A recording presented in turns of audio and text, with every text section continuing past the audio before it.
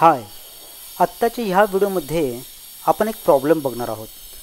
तो प्रॉब्लेम काय आहे तर आपल्याकडे एक वेबसाईट आहे ASPYsolution.com. ओके, आता ही वेबसाईट मी जर एखाद्या URL मध्ये जर ओपन करून बघितला तर ती वेबसाईट ओपन होत नाही आहे. ओके, मग पहिली गोष्ट आपण काय चेक केली की आपल्याकडे त्याची व्हॅलिडिटी आहे किंवा नाही हे आपण चेक करतो. तर आपल्याकडे त्याची व्हॅलिडिटी ऑलरेडी आहे. ठीक आहे, मग जर व्हॅलिडिटी असेल तर मग आपल्याला काय करायला लागेल तर आपल्याला आपल्या पॅनलला जायचं. आता हा इशू कधी येतोय ज्याला आपण एका सर्व्हरवरून, हा आपला जुना सर्व्हर आहे, आपण नवीन सर्व्हरला मायग्रेट केलेला आहे आणि त्याला हा इशू येत आहे. तर मग आपल्याला करायला काय लागेल की ह्या नवीन वेबसाईटवरती जायचं. इथं .htaccessच्या फाईलमध्ये ठीक आहे हा वर्डफेन्सचा कोड असेल किंवा हा वर्डफेन्सचा कोड रिमूव्ह करायच्या अगोदर आपण user.ini ला जाऊ आणि ही फाईल आपण रिमूव्ह करू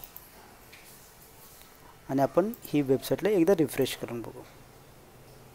वेबसाईट अजून ओपन होत नाही आहे. ठीक आहे, मग आपण काय करू .htaccess ला जाऊ आणि हा जो काही वर्डफेन्सचा कोड आहे हा आपण डिलीट मारू.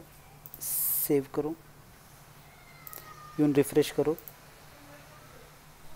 अजून झालेलं नाही आहे. आता लास्ट स्टेप काय आहे तर याच्यामध्ये वर्डफेन्सची फायरवॉल,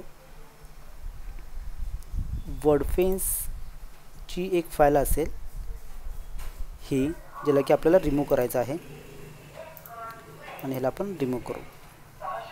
ओके, आपण ह्याला एकदा रिफ्रेश करून बघू. ह्या URL ला कॉपी करू आणि मुद्दामने इनकॉग्निटो मोडमध्ये एकदा ओपन होते का बघूया. ठीक आहे, आता ते ह्याच्यावरती ओपन होत नाही आहे. मी काय करतो की तीच वेबसाईट मी माझ्या मोबाईलवरती ओपन होते बघतो. ASPYsolution.com. तर ही वेबसाईट आता माझ्या मोबाईलवरती व्यवस्थित ओपन होत आहे. आता हा जो सर्व्हर, हा जो काय आपल्या मशीनवरती जे काय दिसत नाही आहे तो बेसिकली कॅचेचा इशू आहे. पण असा इशू ॲक्च्युली नाही आहे, म्हणजे वेबसाईटला हा इशू नाही आहे.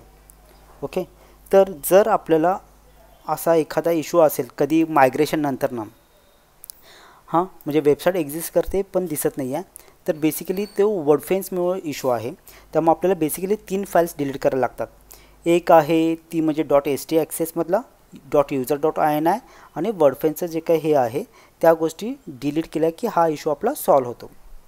मग नेक्स्ट टाइम जेव्हा आपण कधीही मायग्रेशन करू त्याला ह्या गोष्टी लक्षात ठेव. Thank you very much.